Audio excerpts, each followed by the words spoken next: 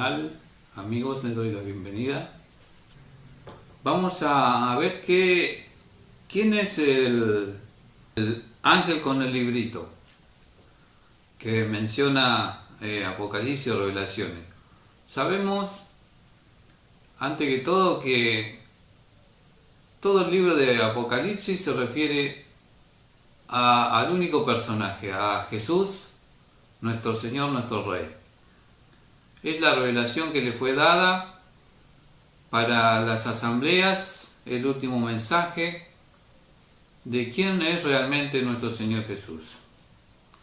Ya sus discípulos ya lo sabían de antemano que Él era el Señor que Dios había puesto entre vivos y muertos. Ellos no tenían necesidad de que el Señor viniera a ellos y revelara los misterios, porque ellos caminaron con Él y nuestro Señor Jesús ya a sus discípulos los había instruido perfectamente en todo lo que tenía que ver relacionado al misterio de quién era Él. Y por eso este libro se escribió para nuestro tiempo, para nosotros, porque todo el libro de Revelaciones solo hay un personaje. ¿Y quién es ese personaje? Nuestro Señor Jesús. Entonces, el ángel con el librito. ¿Quién es el ángel con el librito? Sencillamente nuestro Señor Jesús. Es el personaje central del libro de Revelaciones. Jesús en toda la forma.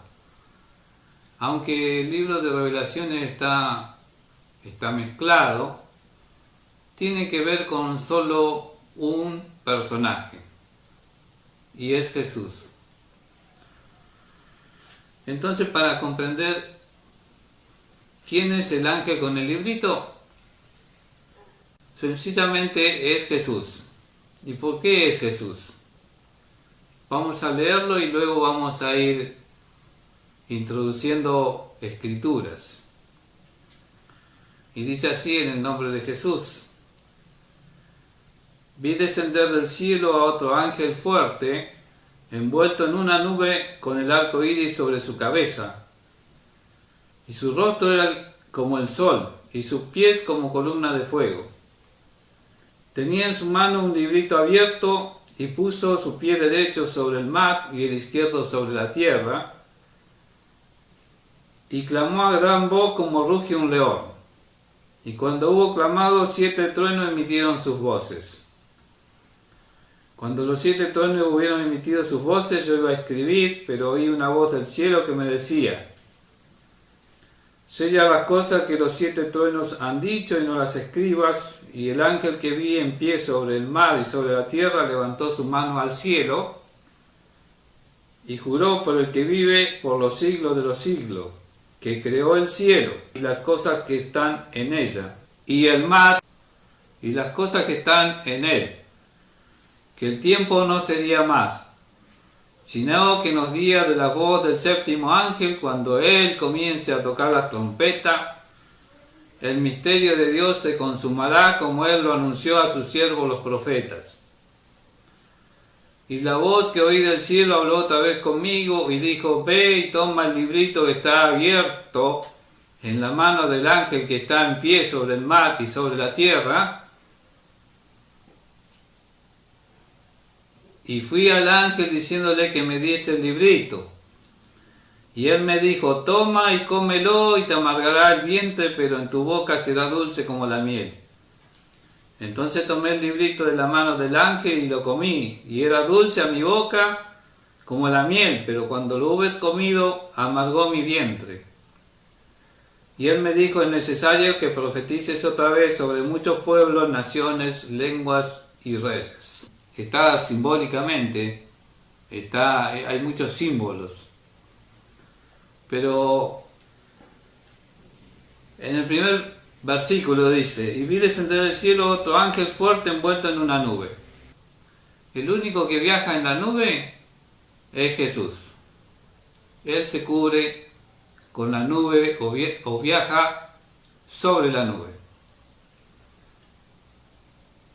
Entonces este personaje queda definido ahí. ¿Quién es el ángel con el librito? Sencillamente es Jesús. ¿En qué lugar? Vamos a ver en qué lugar aparece este ángel en la nube. Y vamos a ir a la escritura porque los escritos se interpretan a sí mismos. La Biblia se interpreta a sí misma. Hechos capítulo 1 versículo 9 y vamos a ver qué nos dice acerca de la nube. ¿Quién es el que viaja en la nube o que se cubre con la nube? Y dice así, en el versículo 9, y habiendo dicho estas cosas, viéndolos ellos, fue alzado y les recibió una nube que le ocultó de sus ojos. Ustedes verán que el único que se cubre con la nube es Jesús. Vamos a otro pasaje para definir. Lo vamos a encontrar en Lucas capítulo 9 versículo 34. Lucas capítulo 9 versículo 34 para definir quién es el ángel que se cubre con la nube.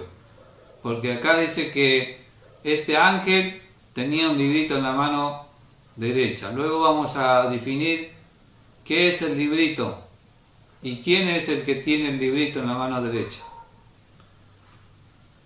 Y dice en el versículo 34 del capítulo 9 de Lucas, mientras él decía esto, vino una nube que lo cubrió y tuvieron temor al entrar en la nube. A Pedro, a Juan y a Jacob se le da una visión y se le muestra a nuestro Señor Jesús en espíritu. Cuando viene una visión, tú no ves con los ojos, tú ves con el espíritu.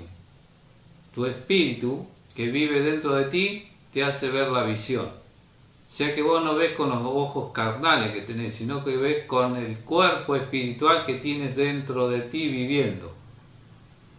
Entonces, a Pedro, a Jacob y a Juan se le hace ver a Jesús en espíritu. Ellos están en el espíritu viendo a nuestro Señor Jesús. Algunos dicen, traspasan la barrera de lo real y entran a la barrera de lo irreal, que algunos dicen que no es posible que haya vida más allá de esta. Y en realidad hay vida más allá de esta. Así que entró a Jacob, a Pedro y a Juan en el monte santo, cuando Jesús lo aparta y se le da la visión en el espíritu y ellos lo ven en el espíritu. Acá dice que iban a hacer una enramada. En realidad no es una enramada, es un tabernáculo. Eran lo que hacía el pueblo de Israel en Egipto. Ellos construían sus habitaciones así, con lo que tuvieran, con hojas, con ramas, con cuero, con todo eso. Era un Sukkot, ellos le dicen un Sukkot. Y ellos iban a hacer un Sukkot para Jesús, para Moisés y para Elías. Pero ellos estaban en el espíritu viviendo eso. Estaban en el espíritu viviendo eso, una revelación, en visión. Eso es una visión. Cuando tú ves en el espíritu, no con tus ojos, ves en el espíritu. Y en el espíritu ellos querían hacer un Sukkot o una enramada, como dice Lucas, para Jesús, para Moisés y para Elías. Vamos a ir a otro pasaje de las Escrituras, vamos a lo que nosotros llamamos Antiguo Testamento, pero que de antiguo no tiene nada, como siempre les digo a ustedes, que la palabra de Dios es eterna y no tiene sombra de variación. Es ayer, hoy y por los siglos de los siglos. La palabra de Dios no tiene fecha de vencimiento, como siempre digo yo. Estamos definiendo para saber quién es este ángel con el librito. Y vamos a definir entonces el tema de quién viaja en la nube o quién se cubre con la nube. Vamos a Ezequiel. para que ustedes vean que Jesús es el único que viaja en la nube o que se cubre con la nube. Es el único ángel que se cubre con la nube o que viaja en la nube, que en realidad es nuestro Rey. Él es nuestro Rey. Y fíjese lo que dice aquí, le voy a leer para que comprendamos el contexto de lo que estamos leyendo, lo que estamos estudiando. En el capítulo 10 del libro de Ezequiel, en el versículo 2 en adelante, vamos a leer. Y habló al varón vestido de lino, y le dijo: entra en medio de la rueda y debajo de los querubines, y llena tus manos de carbones encendidos de entre los querubines, y espárcelo sobre la ciudad, y entró a vista mía. ¿Quién es el que puede darle orden al varón vestido de lino? Que es Jesús. Jesús es el varón vestido de lino. El único que le puede dar orden a Jesús es el Dios Todopoderoso, su Padre, el que está sobre todo y todos, sobre los cielos de los cielos. Sobre todo ello está nuestro Creador. Y Jesús es su Hijo. Jesús es su Hijo. Entonces el único que le puede dar orden al Hijo es el Padre. Como acá en la tierra, igualito. Lo que hay acá en la tierra, lo que es en la tierra, así como en la tierra es, en el cielo es de la misma forma. Así es nuestro Señor Jesús. Él es el Hijo y su Padre está por encima de él. Y habló al varón vestido de lino y le dijo: entra en medio de la rueda y debajo de los querubines. El Dios Todopoderoso no viaja en la nube, viaja sobre los querubines. Aquí está la diferencia.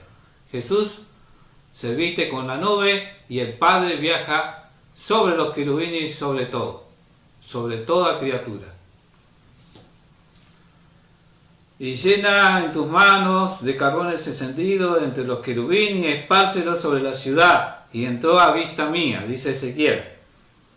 Y los querubines estaban a la mano derecha de la casa cuando este varón entró, cuando Jesús entró. Y la nube llenaba el atrio de adentro. Entonces la gloria de Jehová se elevó de encima del querubín al umbral de la puerta, y la casa fue llena de la nube.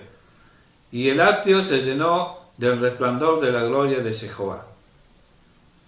Y acá dice, en el versículo 6, y aconteció pues que al mandar al varón vestido de lino, que es Jesús, el varón vestido de lino es Jesús, porque Jesús también es el sumo sacerdote, es el sumo sacerdote según el orden de Melquisedec. Por eso la Escritura dice que Jesús también es el sumo sacerdote. Y ustedes tienen que ir a la fuente antigua. ¿Cómo fue vestido Aarón? ¿Cómo lo vistió Moisés a Aarón? ¿De qué lo vistió al sumo sacerdote? De lino. El sumo sacerdote era vestido de lino. No podía haber lana, no tenía que haber lana, era lino, sus vestimentas eran lino. El sacerdote tenía lino blanco, aún en sus prendas interior eran de lino. No podía haber ningún otro material que no sea lino. Y era blanco el lino y arriba tenía una capa de azul, y así fue vestido el sumo sacerdote Aarón. Bueno, Jesús por eso se le llama el varón, por eso acá Ezequiel y todos los profetas, los que lo vieron, hacen mención a un varón vestido de lino. Y ese varón de vestido de lino es el sumo sacerdote Jesús. Y aconteció pues que al mandar al varón vestido de lino diciendo: toma fuego entre las ruedas de entre los querubines, él entró y se paró entre las ruedas. Y un querubín extendió su mano de en medio de los querubines al fuego que estaba entre ellos, y tomó de él y lo puso en la mano del que estaba vestido de lino, el cual lo tomó y salió.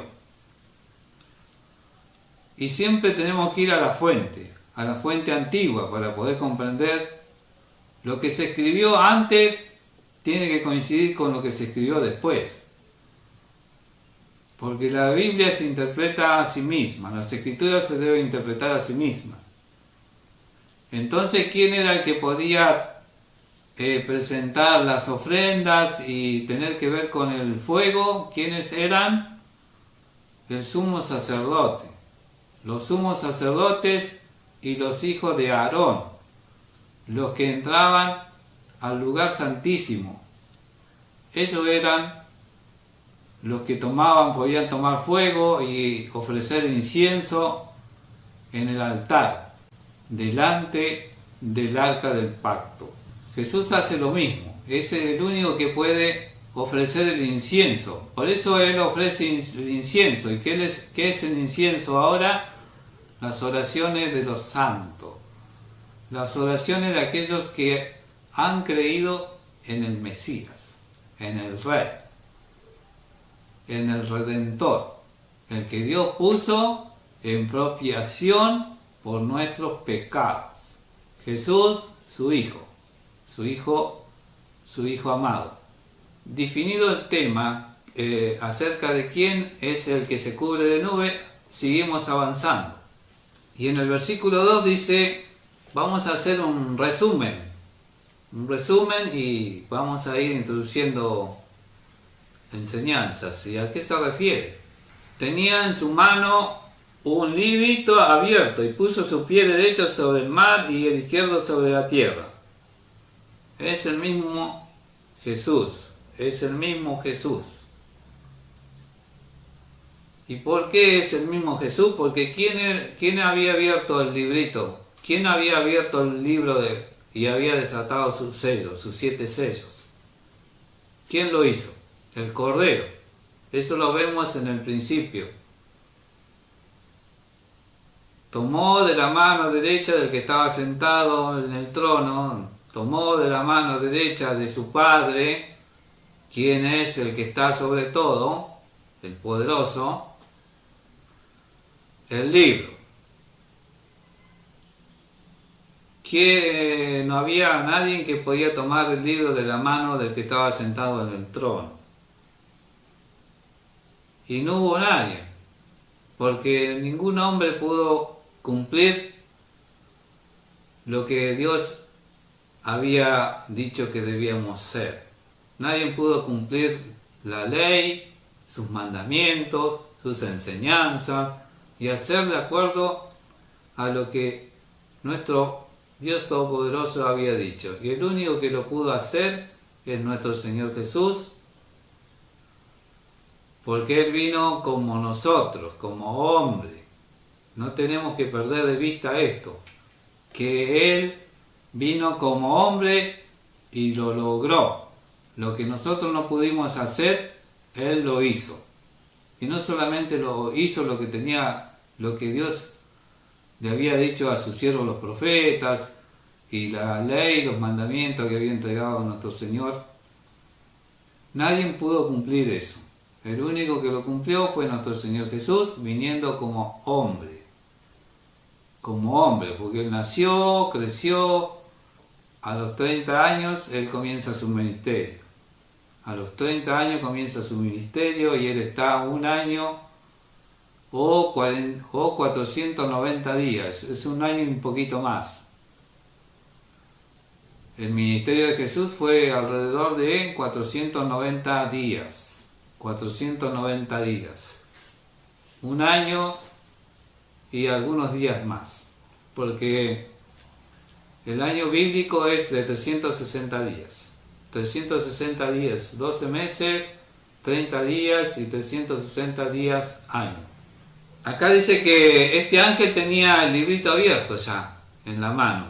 ¿Y quién había abierto el libro? Jesús. Entonces, el ángel con el librito es Jesús.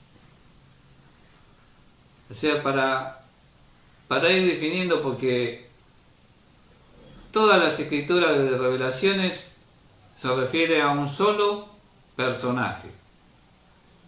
Nuestro Señor Jesús, que es nuestro Mesías, nuestro Rey. Entonces el que tenía el librito abierto, ¿quién era? Jesús, porque lo había tomado de su padre y él había sido, el único había sido encontrado digno de abrir el libro, tomar el libro y abrir sus sellos, abrir la historia del mundo, abrir la historia del hombre. Nuestra vida en sus manos, y el que tuvo la vida de todos los hombres en sus manos fue Jesús. Si Jesús no hubiera cumplido lo que debía cumplir, hubiéramos perecido todos. Entonces el único que pudo cumplir todas las cosas fue nuestro Señor Jesús. Por eso fue digno de abrir el libro y desatar los sellos. La historia humana ya está escrita. Ya está escrita. Si aceptamos a nuestro Señor Jesús, viviremos. Si no aceptamos a nuestro Señor Jesús, no viviremos. Cuando los 7 truenos hubieron emitido sus voces, yo voy a escribir, pero oí una voz del cielo que me decía: sella las cosas que los 7 truenos han dicho y no las escriba. Y el ángel que vi en pie sobre el mar y sobre la tierra levantó su mano al cielo y juró por el que vive por los siglos de los siglos, que creó el cielo y las cosas que están en él, y la tierra y las cosas que están en ella, y el mar y las cosas que están en él, que el tiempo no sería más, sino que en los días de la voz del séptimo ángel, cuando él comience a tocar la trompeta, el misterio de Dios se consumará, como él lo anunció a sus siervos los profetas. En la voz del séptimo ángel, en la voz de Jesús, en las palabras de Jesús, ¿qué decía Jesús? Tenemos que recordar lo que decía Jesús a sus discípulos. No solamente a sus discípulos, sino que al pueblo entero, al pueblo de Israel. Arrepentidos, porque el reino de Dios se ha acercado a vosotros. Y eso es lo que está manifestando acá Juan en los escritos. ¿Quién era el séptimo ángel? Jesús, porque es el primero y es el postrero. Es el primero y es el último. Entonces, ustedes verán que no hay más de 7 ángeles, o no hay más de 7 sellos. Es la historia completa. ¿Quién fue el último que vino? Jesús, y no va a venir nadie más. Solamente va a venir a buscar a su pueblo, porque Él vendrá. Él vendrá, como se fue, vendrá hacia su pueblo, a buscar a su pueblo. Los que están durmiendo serán despertados, y los que están vivos serán, y si son para salvación, serán transformados. Y Él se los llevará a su reino, al reino de su Padre. Y esto es lo que anunció. Por eso dice, como Él lo anunció a sus siervos los profetas, que iba a venir el Mesías. Que iba a venir el Mesías, el ungido. ¿El ungido de quién? El ungido del Todopoderoso. Eso decían los profetas. ¿Quién iba a venir? El ungido. ¿El ungido de quién? Del Todopoderoso. Su Hijo. Su Hijo iba a venir. ¿Y qué iba a venir a decir su Hijo? Arrepentíos y convertíos de sus malos caminos, porque el reino de Dios se ha acercado a vosotros. Creed en el Evangelio.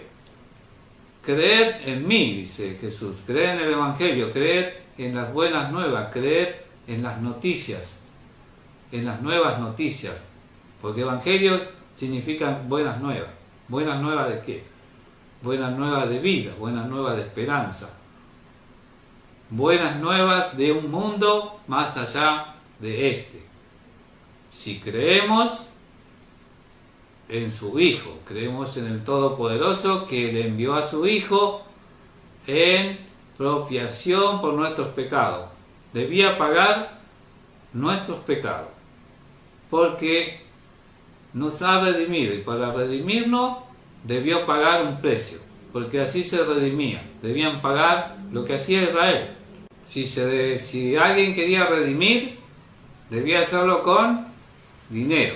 En este caso no hay dinero de por medio, hay una sangre, preciosa sangre, la cual nos ha redimido. Y eso es lo que decían los profetas. Los profetas que decían que iba a hacer esto. Y que le iba a suceder al Mesías, al ungido de Jehová, del Todopoderoso, iba a ser sacrificado. Eso anunciaron los profetas. Que Él nos iba a redimir a través de su Hijo por su sangre. Y entonces el Mesías debía ser sacrificado, porque su sangre es la que nos da la vida. Los mandamientos que se le entregó al pueblo, que no debían comer ¿qué? Que no debían comer sangre, tenían que comer sangre, porque en la sangre está la vida. Bueno, si en la sangre de los animales estaba la vida, o está la vida de los animales en la sangre, ¿qué le parece que hay en la sangre de nuestro Señor Jesús? ¿Qué le parece a usted, hermano, que hay en la sangre de nuestro Señor Jesús? Hay vida. Y por eso Jesús le decía: el que no bebe mi sangre, come mi carne y bebe mi sangre, no podrá heredar el reino de los cielos. Y es la verdad. Pero no es que nosotros bebamos, es simbólico. Cuando aceptamos a Jesús, aceptamos todo lo que Él ha dicho acerca de Él. Y no solamente acerca de Él, sino que acerca de su Padre. Y esto es lo que anunciaron los profetas. Preste atención al versículo 8. Preste atención al versículo 8.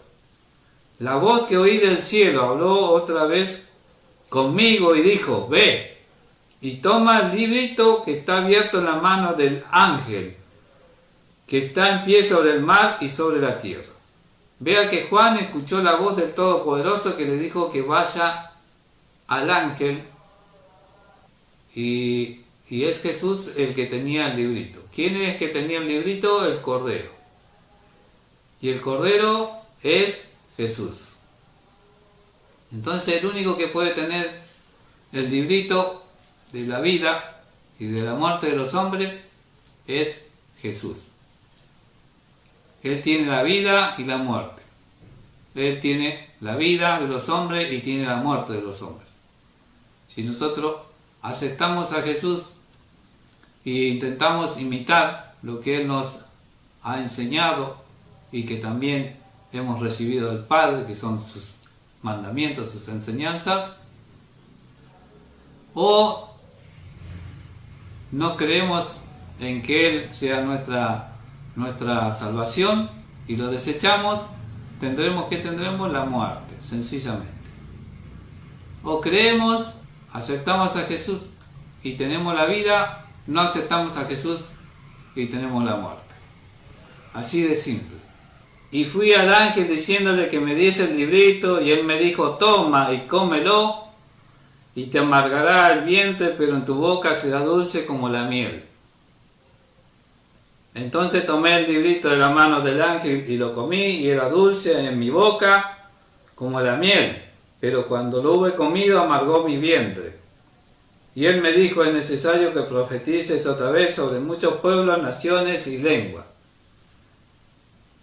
Vea usted que las escrituras se interpretan solas. ¿Qué comían los profetas? ¿Qué era lo que dice el libro de los profetas que comieron ellos? ¿Qué comieron? No comieron comida, comieron la palabra. Cuando habla del libro, habla de la palabra, de la palabra que Dios entregó en todo el tiempo humano. Dios entregó su palabra a través de sus profetas, de sus mensajeros. Pero por eso cuando el profeta come la palabra, de Dios, o es elegido por Dios para llevar un mensaje, el profeta la come. Es dulce. ¿Es dulce por qué? ¿Por qué es dulce? Porque es maravilloso, y aún el profeta no se considera digno de que su Señor venga a él con una palabra, con una revelación.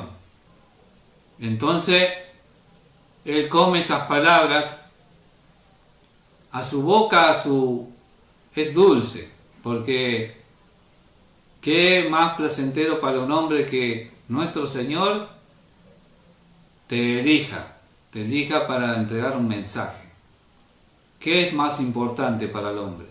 Por eso la palabra de Dios es dulce a la boca, pero luego amarga el vientre. ¿Y por qué amarga el vientre? ¿Por qué Juan dice que amargó su vientre? Porque ¿qué le hicieron a Juan? ¿Qué le hicieron a Juan? ¿Cómo terminó Juan? ¿Cómo terminó Juan?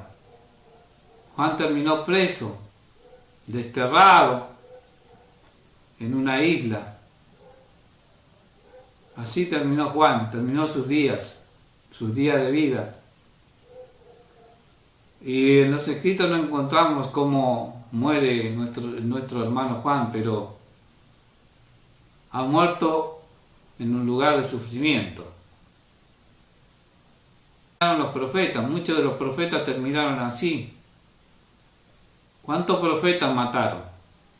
Cuando Dios entregaba la palabra a través de los profetas, y los profetas tenían que ir a dar el mensaje, pero no era un mensaje de ellos, era un mensaje de Dios, pero nadie cree a su profeta. Nadie creyó a su profeta ni creerán a su profeta. Porque el pueblo es rebelde. No van a creer a sus profetas. Ni antes creyeron, ni en este tiempo tampoco van a creer. Pero algunos, siempre Dios tiene alguno que escucha. Siempre. Lo hubo en tiempos antiguos y siempre lo va a haber. Y entonces Juan se le manda ¿a qué? A profetizar. Profetizar. Seguir entregando el mensaje. Y esta es la revelación que Juan entrega, el libro de Apocalipsis, el libro de Revelación. Esto es lo que sintió Juan y todos sus profetas.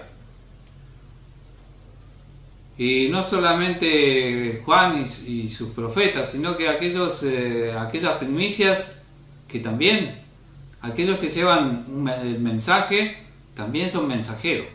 También son mensajeros. Si bien a Juan se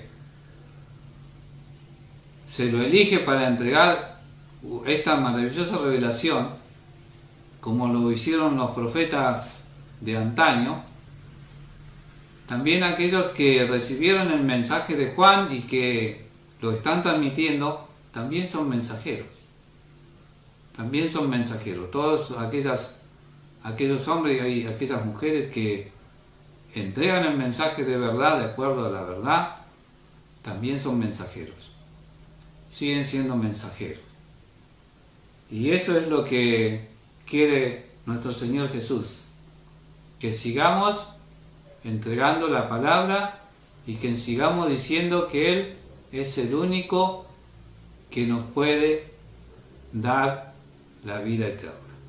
Porque si no creemos en Él, no veremos la vida eterna. Pero tenemos que hacerle caso a todo lo que hicieron sus discípulos. Es importante esto. Si le haces caso a lo que hicieron sus discípulos, verás la vida. Y si no le haces caso, no verás la vida. Porque no debes negar a tu Señor. Porque a Él se le dio un nombre que es sobre todo nombre. Por eso dice que se le dio un nombre que es sobre todo nombre, para que en el nombre de Él, de nuestro Señor Jesús, se doble toda rodilla de lo que están en el cielo, en la tierra y aún debajo de la tierra. Mira qué gran nombre se le ha dado. Él es nuestra redención. Él es el único y Él es la única puerta donde si tú no pasas por Él, no verás la acción celestial. Bueno amigos, hasta aquí sería el mensaje. Entonces, hay hechos en este libro que hay simbologías que son un poco más difíciles de entender, pero esto que he entregado a ustedes es fácil de entender. ¿Quién es el ángel con el librito? Entonces, sabemos que él, en todo el libro de Revelación, el centro de la escena es Jesús. Es la revelación de Jesús. ¿Quién es Jesús? ¿Qué hará Jesús? ¿Cómo vendrá Él? ¿Y qué hará el Rey? El Rey justo que reinará sobre los hombres. Reinará sobre los hombres. Se sentará en el trono de David. Bueno, hermanos, hermanos, amigos, será hasta el próximo mensaje. Y seguiremos analizando este libro. Y vamos a ir introduciéndonos en la escritura, pero las escrituras se interpretan a sí mismas. No tenemos que ver más allá de lo que está escrito. No tenemos que tratar de hacernos una historia más allá de lo que está escrito. Y lo que está escrito es que el tiempo del humano se terminó en esta tierra y que nuestro Señor Jesús es nuestra salvación para el mundo venidero. Y en esta palabra se define todo. Cree en Jesús, el Mesías, en tu Redentor, y serás salvo tú y toda tu casa. Será hasta el próximo mensaje y que Dios te bendiga.